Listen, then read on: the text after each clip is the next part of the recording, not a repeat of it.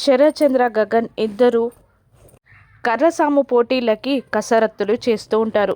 ఇద్దరు ఒకరితో ఒకరు పోటీ పడడానికి రెడీ అవుతారు. ఆ పోటీ మొదలవ్వబోతూ ఉంటుంది. భూమి వెంకటేశ్వర స్వామి దగ్గరికి వెళ్ళి వేడుకుంటూ ఉంటుంది. అప్పుడే అపూర్వ వెనకాల నుండి భూమి అని పిలుస్తుంది.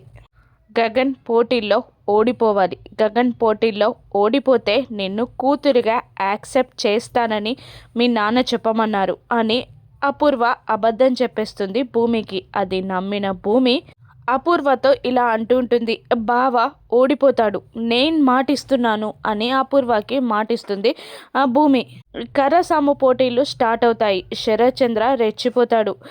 భూమి ఏం జరుగుతుందా అని టెన్షన్ పడుతూ చూస్తూ ఉంటుంది. కావాలనే గగన్ కూడా ఓడిపోతూ ఉంటాడు. శరత్ చంద్ర గగన్ మీదున్న కసంతా తీర్చుకోవాలి అన్నట్టు గగన్ని కొడుతూ ఉంటాడు. ఒక్కసారిగా గట్టిగా కొట్టి నెట్టేయడంతో వెళ్ళి ఫ్యామిలీ మెంబర్స్ ముందు పడబోతూ ఉంటాడు గగన్. ఇక అందరూ అన్నయ్య అని అంటూ గగన్ కింద పడకుండా ఆపడానికి ట్రై చేస్తూ ఉంటారు. కానీ భూమి వద్దు అన్నట్టు చేతులెత్తి దండం పెడుతూ ఉంటుంది గగన్కి. తన నోటి నుండి కారుతున్న రక్తాన్ని తుడుచుకుంటూ భూమి చెప్పిన మాటలు గుర్తు తెచ్చుకుంటూ భూమి వైపు చూస్తూ ఉంటాడు గగన్. బావ నువ్వు పోటీల్లో ఓడిపోవాలి.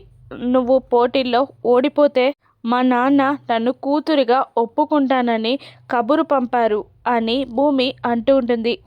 భూమి కోసం గగన్ పోటీల్లో ఓడిపోతూ ఉంటాడు. ఓడిపోమ్మని చేతులెత్తి దండం పెడుతూ ఉంటుంది భూమి. భూమినే చూస్తూ ఉంటాడు గగన్.